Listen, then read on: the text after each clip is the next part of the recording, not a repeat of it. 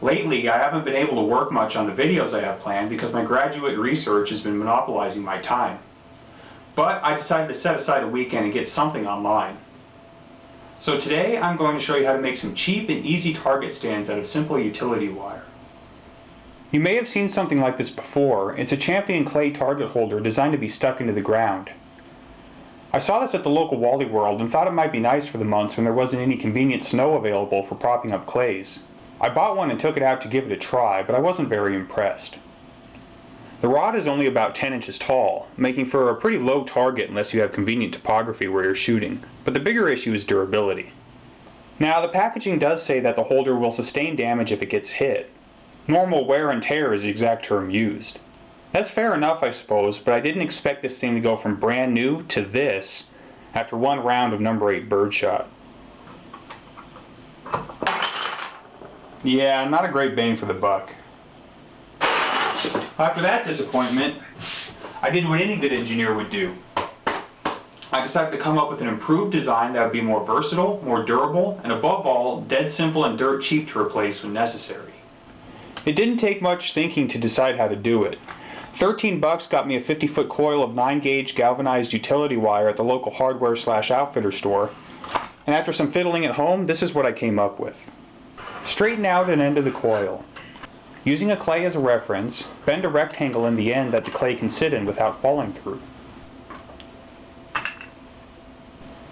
Then just straighten more of the wire out, cut it off at whatever length you want, and you've got yourself a very simple but cheap and functional clay holder.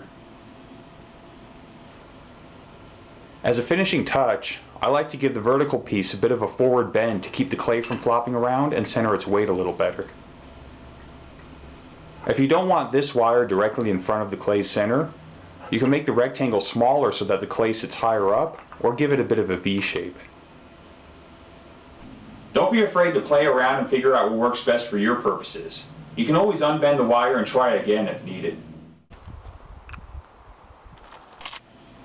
I took several of these out and spent an afternoon blasting away at them, starting with a shotgun.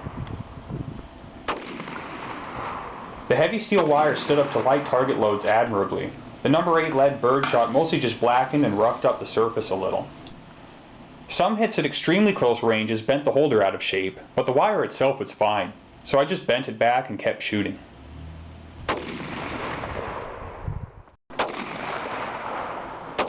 Then I switched to a handgun. A 357 SIG full metal jacket turned out to be more punishing than number 8 birdshot when it hit the wire. It could sometimes recover from indirect hits, but direct hits usually either cut the wire or bent it severely and made it too weak to bend back into a usable shape. That's not too surprising though. The 357 SIG is a high energy cartridge that can crater steel plate. Along with the .44 Magnum, it's a standard NIJ test round for level 3A body armor, which is just below rifle plates. Nothing this cheap and easy to make can realistically be expected to withstand that kind of a hit. But if one of these holders does break, replacing it is cheap and easy. Make and bring along some spares, or just toss some extra wire and a pair of cutters in your vehicle to range back. Unlike this plastic piece of crap, you won't be out much money if one of these breaks, especially since the pieces are still good wire. Bend a new holder into the end if a piece is long enough, or use it to make something different. If a piece is too short to be used for a target, hang on to it and use it for some other project. And since this is just bent wire, you have a ton of freedom. In addition to sticking them in the ground, you can wrap them around a tree or post, or hang them from a branch or other cross member. If you want to make it freestanding, try bending a simple tripod. Or make a weighted base with a small container and a little cement mix. Or if clays aren't your thing, with a little duct tape and scrap cardboard,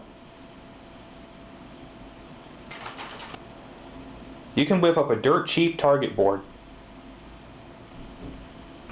There are also plenty of different wire diameters available.